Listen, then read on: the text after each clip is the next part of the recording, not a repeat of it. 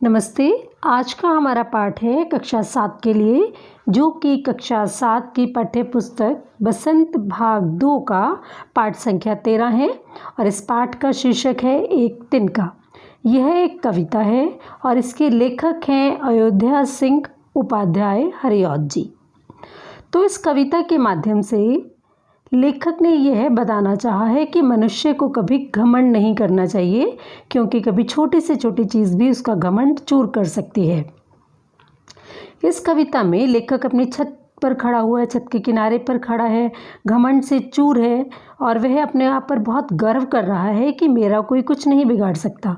इतने में एक तिनका, छोटा सा तिनका उड़ता हुआ आता है और उसकी आँख में पड़ जाता है। उसकी आँख लाल हो जाती है।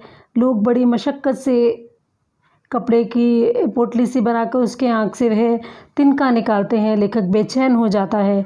तो अब उसे समझ में आता है कि एक छोटा सा तिनका भी उसे कितना कष्ट पहुंचा सकता है। तो इसलिए मनुष्य को कभी भी घमंड नहीं करना चाहिए। तो ये छोटा सा सारांश मैंने आपको इस कविता का बताया। कविता भी छोटी सी है, तो आइए अब पढ़ते हैं कविता।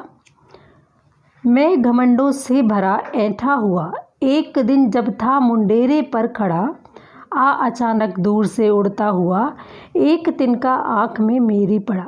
घमंड का अर्थ होता है अभिमान। ऐंठना, ऐंठा हुआ मतलब अभिमान से तनकर, गर्व से। मुंडेर, छत का किनारा। अचानक से एकदम। तिनका, तिनका तो आपको पता है कि सूखी हुई घास का छोटा सा टुकड़ा। तो इन पंक्तियों में कवि कहता है कि वह एक बार अपने घर की छत के किनारे पर खड़ा हुआ था और उसके मन में घमंड आ रहा था। वह अपने आप पर गर्व कर रहा था, घमंड कर रहा था कि उसका कोई कुछ नहीं बिगाड़ सकता। ऐसे गर्व भरे विचार उसके मन में आ रहे थे कि तभी एक तिनका, घास का छोटा सा टुकड़ा उड़ता हुआ आया और उसकी आँख में गिर गया। अब आँख में जब तिनका गिर गया तो लेखक बहुत बेचैन हो गया। तो उसकी क्या दशा हुई, तो अगली उसमें देखते हैं पंक्तियों में। मैं झिझक उठा हुआ बेचैन सा, लाल होकर आँख भी दुखने लगी। तो जब लेखक की आँख में तिनका पड़ गया तो वह एकदम से तिलमिला गया, बेचैन हो गया। झिझक का अर्थ होता है शर्म महसूस करना, बेचैन, व्याकुल।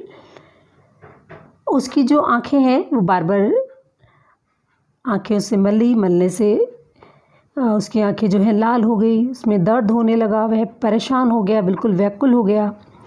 तो लोग उसकी सहायता के लिए आए। मूठ देने लोग कपड़े की लगे, ऐंठ बेचारी दबे पाँव भागी। मूठ क्या होती है, कपड़े का जब मोड़ कर छोटा सा उसका एक किनारा सा बना दिया जाता है, पोटली सी बना दी जाती है। ऐंठ का अर्थ होता है घमंड। दबे पाँव भागी, ये एक मुहावरा है, दबे पाँव भागना। इसका अर्थ है चुपचाप चले जाना। जब लेखक की आँख में तिनका पड़ गया और वह बेचैन हो गया, लोग कपड़े की उसकी आंखें लाल हो गई और दुखने लगी, दर्द करने लगी, बनाकर उसकी आँख से तिनका निकालने लगी और उसकी जो ऐंठ थी, उसका जो घमंड था, वो अब चूर हो गया कि वह बेकार ही अपने ऊपर घमंड कर रहा था। एक छोटे से तिनके ने उसे परेशान कर दिया। जब किसी ढब से निकल तिनका गया, तब समझने यो मुझे ताने दिए।